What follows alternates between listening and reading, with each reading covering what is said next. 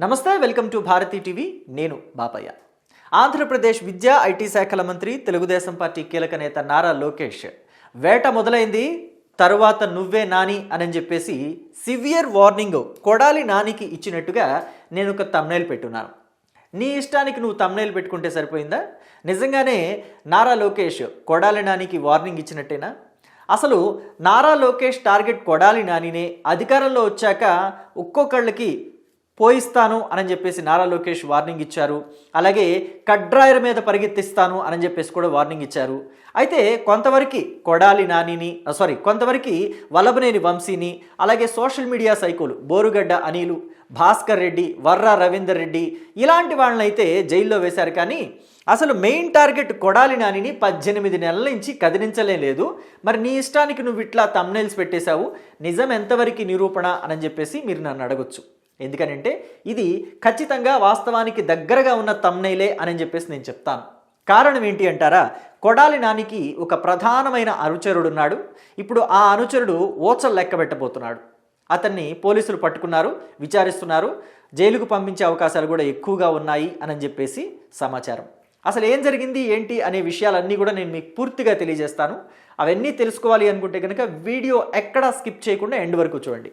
ఇక విషయంలోకి వెళితే, కొడాలి నాని వైఎస్ఆర్ కాంగ్రెస్ పార్టీలో కీలక నేత, జగన్మోహన్ రెడ్డికి అత్యంత ఇష్టమైన వ్యక్తి. ఎందుకు ఇష్టమైన వ్యక్తి అని అంటే, అసెంబ్లీలో అంటే 2014 నుంచి 2019 మధ్య వైఎస్ఆర్ కాంగ్రెస్ పార్టీ ప్రతిపక్షంలో ఉండగానే అసెంబ్లీలోనే నారా చంద్రబాబు నాయుడిని ఇష్టానుసారంగా మాట్లాడాడు కాబట్టే, చంద్రబాబు నాయుడిని ఇష్టానుసారంగా తిట్టాడు కాబట్టే జగన్మోహన్ రెడ్డికి కొడాలి నాని అంటే అంత ఇష్టం.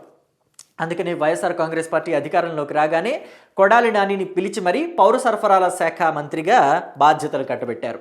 సో ఎప్పుడైతే ఇక మంత్రి పదవి ఇచ్చారో కొడాలి నాని మరింత రెచ్చిపోవటం మొదలుపెట్టారు. అటు పవన్ కళ్యాణ్ని, ఇటు చంద్రబాబు నాయుడిని, నారా లోకేష్ని ఇష్టానుసారంగా తిట్టేవాళ్ళు. ఎన్ని బూతులు అంటే అసలు అవి మనం వినలేం. మానవ మాతృలు ఎవరూ కూడా ఆ బూతులు భరించలేరు.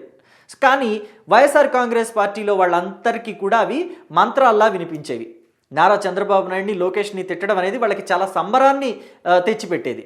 సో కాబట్టి కొడాలి నాని కూడా ఆ విధంగా రెచ్చిపోతూనే వచ్చారు. ఎంత రెచ్చిపోయేవాళ్ళు అంటే రోత మాటలు, రోత బూతులు మాట్లాడేవాళ్ళు. నారా చంద్రబాబు నాయుడిని, లోకేష్ని, చివరికి వాళ్ళ తల్లిని కూడా, లోకేష్ తల్లి భువనేశ్వరి గారిని కూడా ఇష్టం వచ్చినట్టు మాట్లాడేవాడు, ఇష్టం వచ్చినట్టు తిట్టేవాడు. సో ఇవన్నీ కూడా వాళ్ళంతా మనసులో పెట్టుకున్నారు. తెలుగుదేశం పార్టీ కార్యకర్తలు, అభిమానులు అంతా కూడా మనసులో పెట్టుకున్నారు. వాళ్ళు 1000 దేవుళ్ళకు మొక్కారు. ఎలాగైతే కొడాలి నాని ఇక మేము 30 ఏళ్ల పాటు అధికారంలో ఉంటాం, మమ్మల్ని దించేవాళ్ళు లేరు, మమ్మల్ని ఎవరు ఏం చెయ్యలేరు అని చెప్పి విర్రవీగిపోయారో, తెలుగుదేశం పార్టీ కార్యకర్తలు, అభిమానులు, ముఖ్యంగా నారా చంద్రబాబు నాయుడు అభిమానులు, సీనియర్ ఎన్టీఆర్ అభిమానులు మాత్రం కొడాలి నాని ఓడిపోవాలి, వైఎస్ఆర్ కాంగ్రెస్ పార్టీ ఓడిపోవాలని 1000 దేవుళ్ళకు మొక్కారు. ఆ మొక్కులన్నీ నిజమయ్యాయి. కొడాలి నాని నన్ను అసలు గుడివాడలో ఓడించే మగాడి ఇంకా పుట్టలేదు, నేను బ్రతికున్నంతకాలం, జగన్మోహన్ రెడ్డి గారు నాకు టికెట్ ఇచ్చినంతకాలం నేనే ఇక్కడ ఎమ్మెల్యే అని చెప్పేసి విర్రవీగిన కొడాలి నాని గుడివాడలో ఓడిపోయాడు. ఓడిపోయిన దగ్గర నుంచే కొడాలి నానికి బ్యాడ్ టైం స్టార్ట్ అయింది. అంటే తదాస్తు దేవతలు ఉంటారు కదా, వాళ్ళు ఏమంటారు, మనం ఏదన్నా మనస్ఫూర్తిగా కోరుకుంటే దాన్ని తదాస్తు అంటారు. కొడాలి నాని కూడా ఒక విషయాన్ని మనస్ఫూర్తిగా కోరుకున్నాడు. అదేంటంటే, కుప్పంలో చంద్రబాబు నాయుడిని గెలవమనండి, నేను రాజకీయ సన్యాసం చేసి జీవితాంతం వాడి కాళ్ళ దగ్గర బూట్లు దుడుస్తా పడి ఉంటానన్నాడు. ఇదే మాట వాడాడు, వాడి కాళ్ళ దగ్గర అని చెప్పేసి మాట్లాడాడు. మరి తదాస్తు దేవతలు విన్నారో ఏమో పాపం, కొడాలి నాని కోరికని నెరవేర్చారు. ఆయన గుడివాడలో ఓడిపోయాడు, కుప్పంలో చంద్రబాబు గెలిచారు. అలాగే తెలుగుదేశం పార్టీ కూటమి ప్రభుత్వం అధికారంలోకి వచ్చింది. అందుకనే కొడాలి నాని ఇంటి ముందే గుడివాడలో ఈ ఫ్లెక్సీ ఏర్పాటు చేశారు. తెలుగుదేశం పార్టీ కార్యకర్తలు ఈ ఫ్లెక్సీ ఏర్పాటు చేశారు. చంద్రబాబు నాయుడు నించుని మెడలో తెలుగుదేశం పార్టీ కండువా వేసుకుంటే కొడాలి నాని ఆయన బూట్లు పాలిష్ చేస్తున్నట్టుగా. ఎందుకంటే కొడాలి నాని రెస్పాండ్ అవ్వట్లేదు. మరి నువ్వు చేసిన ప్రతిజ్ఞే కదా, వస్తావా కుప్పం, లేకపోతే అమరావతిలో ఉన్నారు చంద్రబాబు నాయుడు, కరకట్ట మీద ఆయన ఇంట్లోనే ఉన్నారు, వెళ్తావా, పాలిష్ చేస్తావా అంటే ఆయన రెస్పాండ్ అవ్వట్లేదు. సో అందుకని వాళ్ళే కొడాలి నాని ఫోటోని అలా పెట్టేసి ఫ్లెక్సీ వేశారు.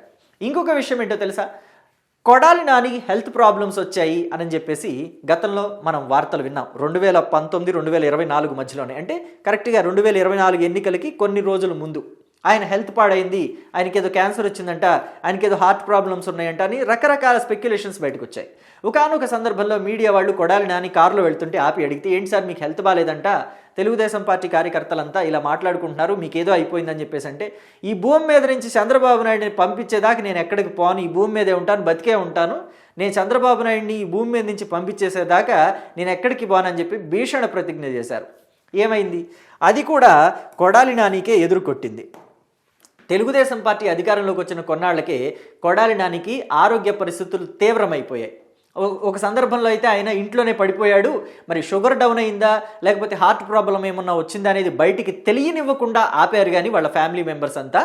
మొత్తానికి ఆయన హార్ట్ ప్రాబ్లం తోటి బాధపడుతున్నారని, ఆయనకు ఓపెన్ హార్ట్ సర్జరీ జరిగిందని, అందుకే ఈ బెల్ట్ వేసుకుని ఆయన తిరిగారు కొన్నాళ్ళు అని చెప్పేసి మనం విన్నాం. ఇప్పుడైతే ఆ గడ్డాలు అంతా తీసేసి తిరుపతిలో దేవుడికి సమర్పించొచ్చారనుకోండి, అది వేరే విషయం. సో అయితే ఇక్కడ ఇంకో చిత్రమైన విషయం ఏంటి తెలుసా, వాళ్ళ ఫ్యామిలీ మ్యాటర్ వచ్చింది కాబట్టి చెప్తున్నాను. మన ఇంట్లలో కనుక ఎవరైనా మగవాళ్ళు బూతులు తిడుతుంటే వాళ్ళ భార్యో లేదా పిల్లలో, ఏంటి ఆ మాటలు నాన్న తగ్గించు, లేకపోతే ఏమండి ఆ మాటలు అట్లా మాట్లాడకూడదు, నోరు సంభాళించుకోండి, తప్పు కదా ఇది అని చెప్పేసి చెప్తారు. ఎందుకు చెప్తారంటే అలాగా, ఇవాళ ఆయన తిట్టాడు అని అంటే రేపు ఆయనకి ఆడపిల్లలు ఉంటారు కదా, ఆ ఆడపిల్లలకి పెళ్లి చేసి పంపిస్తే వాళ్ళ భర్తలు కూడా మీ నాన్న తిట్టాడు, నేను తిడితే ఏంటి తప్పు, ముందు మీ నాన్నకు చెప్పు, తర్వాత నాకు చెప్దుగాని అంటారు. మరి కొడాలి నాని కూతుళ్ళు ఇద్దరున్నారు, భార్య ఉంది, మరి వాళ్ళైనా ఏనాడు చెప్పలేదా కొడాలి నానికి, ఏమంటే మీరు ఇట్లా బూతులు తిట్టకూడదు, నారా చంద్రబాబు నాయుడిని, లోకేష్ని, అలాగే వాళ్ళ ఆవిడ భువనేశ్వర్ ఏం చేసింది, ఆవిడకి అసలు పాపం రాజకీయాలతో సంబంధం లేదు కదా, ఆవిడ ఎందుకు కించపరిచేలాగా మాట్లాడుతున్నారు, అలాగే పొలిటికల్ లైఫ్లో ఉన్నంత మాత్రాన పురంధరేశ్వరి గారిని ఎందుకు అట్లా మాట్లాడతారు, ఆవిడ ఎప్పుడు వైఎస్ఆర్ కాంగ్రెస్ పార్టీని ఎప్పుడు విమర్శించలేదు కదా, తిట్టలేదు కదా, మీరు ఎందుకని అలా మాట్లాడుతున్నారు, నోరు సంభాళించుకోండి, ఆ నోరు కొంచెం సరిచేసుకోండి అని చెప్పేసి ఇంట్లో ఆడవాళ్ళు లేకపోతే పిల్లలు వాళ్ళు సరిచేసి చెప్పున్నా బాగుండేది. కొడాలి నానికి ఈ పరిస్థితి వచ్చేది కాదు, ఇంత దారుణమైన పరిస్థితికి కొడాలి నాని దిగజారిపోయేవాడు కాదు. నిజంగా మాట్లాడుకోవాలంటే అసలు తెలుగుదేశం పార్టీ ఇతనికి టికెట్ ఎలా ఇచ్చిందా అని చెప్పేసి చానాళ్ల పాటు తెలుగుదేశం పార్టీ కార్యకర్తలు అంతా కూడా భావించారు. 2004, 2009 రెండు ఎన్నికల్లో కూడా తెలుగుదేశం పార్టీ తరఫున బీఫామ్ తీసుకుని గెలిచిన వ్యక్తి కొడాలి నాని. 2009లో గెలిచిన తర్వాత 2014 ఎన్నికల కన్నా ముందు వైఎస్ఆర్ కాంగ్రెస్ పార్టీలోకి వెళ్ళి జాయిన్ అయ్యాడు. ఒక పార్టీలో గెలిచి ఇంకొక పార్టీలోకి ఎలా వెళ్ళి జాయిన్ అవుతారు? సో మొన్న రోజా విమర్శించారు, ఒక అమ్మ అబ్బకి పుట్టుంటే అని చెప్పేసి. మరి ఆ వ్యాఖ్యలు కొడాలి నానికి కూడా తగులుతాయా అని చెప్పేసి తెలుగుదేశం పార్టీ కార్యకర్తలంతా కూడా ఇప్పుడు మాట్లాడుకుంటున్నారు. అనవసరంగా రోజా కొడాలి నానిని ఎగిరి తనినట్టుగా మాట్లాడింది అని చెప్పేసి. సో ఇవన్నీ పక్కన పెడితే ఇప్పుడు ఏం జరిగింది అని అంటే కనుక, కొడాలి నాని చేసిన అరాచకాలు ఒక్కొక్కటి బయటకు వస్తున్నాయి. అతని ప్రధాన అనుచరుడు కోనసాని వినోద్ అని చెప్పేసి ఇతను ఇప్పుడు అరెస్ట్ అయ్యాడు. ఎందుకు అరెస్ట్ అయ్యాడు అని చెప్పేసి చూస్తే కనుక, ఇతను క్రికెట్ బెట్టింగ్లో ఆడుతున్నాడట. సో మొత్తం మీద పోలీసులు అరెస్టు చేశారు. పోలీసులు అరెస్టు చేసినప్పుడు ఎప్పుడైనా ఏం చేస్తారంటే వెంటనే మన జేబులో ఉన్న మొబైల్ ఫోన్ని వాళ్ళు తీసుకుంటారు. సో వెంటనే మొబైల్ ఫోన్ తీసుకొని అన్నీ ఓపెన్ చేసి చెక్ చేస్తారు. చెక్ చేస్తే ఏముంది, మనం ఏమి ఇంటర్నెట్లో ఏం చూస్తున్నాము, మన కాంటాక్ట్ నెంబర్స్ ఏంటి, మనం ఎవరితో మాట్లాడుతున్నాం, ఎవరితో చాటింగ్ చేస్తున్నాం, అన్నీ బయటకు వచ్చేస్తాయి కదా. సో మన గత విషయాలు కూడా, గతంలో మనం చేసిన వ్యవహారాలు కూడా బయటకు వచ్చేస్తాయి. అలాగే కోనసాని వినోద్కి సంబంధించిన వ్యవహారాలు కూడా అన్నీ బయటకు వచ్చేస్తున్నాయట. గుడివాడలో ఆయన పేకాట క్లబ్బులు నడిపాడా, లేకపోతే కొడాలి నాని అధికారంలో ఉండగా, వైఎస్ఆర్ కాంగ్రెస్ పార్టీ అధికారంలో ఉండగా గుడివాడలో క్యాసినోలు నడిపారు కదా, ఆ క్యాసినోల్ని ఈయనే నిర్వహించాడా, ఇలాంటివన్నీ కూడా బయటకు వచ్చేస్తున్నాయి. ఎందుకంటే కొడాలి నాని గుడివాడలో క్యాసినో నిర్వహించడం, అసలు క్యాసినో అంటే ఎక్కడ ఉంటుంది, ఏ గోవాలోనో లేకపోతే స్విట్జర్లాండ్లోనో ఈ సింగపూర్లోనో ఫారిన్ కంట్రీస్లో ఉంటాయి ఈ క్యాసినోలు అన్నీ కూడా. కానీ అసలు ఆంధ్రప్రదేశ్ ప్రజలకి, అందులోనూ గుడివాడ ప్రజలకి క్యాసినోని పరిచయం చేసిన ఘనత మాత్రం కొడాలి నానిదే. సో అలాంటి కొడాలి నాని క్యాసినోని తీసుకొస్తే దాన్ని నిర్వహించే బాధ్యతల్ని ఈ కోనసాని వినోద్ కూడా తీసుకున్నాడు అని చెప్పేసి విచారణలో తేలింది. ఇవే కాదు, ఇంకా కీలకమైన సమాచారాలని కూడా రాబడుతున్నారట కోనసాని వినోద్ని పట్టుకొని. మొత్తం అంతా కక్కిస్తున్నారు కోనసాని వినోద్ దగ్గర నుంచి అని చెప్పేసి ఇప్పుడు టాక్ నడుస్తుంది. మొత్తం అన్ని డీటెయిల్స్ కనుక బయటకు వచ్చినాయి అనుకోండి, వ్యవహారాలన్నీ మనం చాటుమాటుగా గుడివాడ నియోజకవర్గంలో ఏం చేశాము, గుడివాడ చుట్టుప్రక్కల అంటే ఆ గుడివాడకి ఆనుకునే బందరు నియోజకవర్గం ఉంటుంది, ఇటు పక్కన చూస్తే గన్నవరం నియోజకవర్గం ఉంటుంది, అన్నీ దగ్గరగానే ఉంటాయి. గుడివాడ, గన్నవరం, అలాగే మళ్ళీ ఇది గుడివాడ, గన్నవరంతో పాటు మచిలీపట్నం, ముగ్గురు ఉన్నారు. పక్కపక్కనే ఉంటారు, ఎప్పుడు పక్కపక్కనే ఉంటాయి వాళ్ళ నియోజకవర్గాలు కూడా. సో ఆ 3 నియోజకవర్గాల్లో ఏమేమి వ్యవహారాలు నడిపించాం అంటే గన్నవరంలో చూస్తేనేమో గ్రావెల్ వ్యవహారం, బందర్లో చూస్తేనేమో రేషన్ బియ్యం వ్యవహారం, ఇక్కడ గుడివాడలో చూస్తేనేమో క్యాసినో వ్యవహారం. ఈ ముగ్గురికి మూడిటితోనూ టచ్ ఉంటుంది. సో పౌర సరఫరాల శాఖ మంత్రిగా కొడాలి నాని ఉన్నప్పుడు బందర్లో పేర్ని నానికి సంబంధించిన గోడౌన్లలోనే రేషన్ బియ్యం దాచిపెట్టారు. సో ఆ రేషన్ బియ్యం నిల్వ ఉంచడానికి పేర్ని నాని గోడౌన్స్ తీసుకుంటే అక్కడి నుంచి రేషన్ బియ్యం మాయమైపోయాయి అని చెప్పేసి ఒక కేసు నమోదైంది.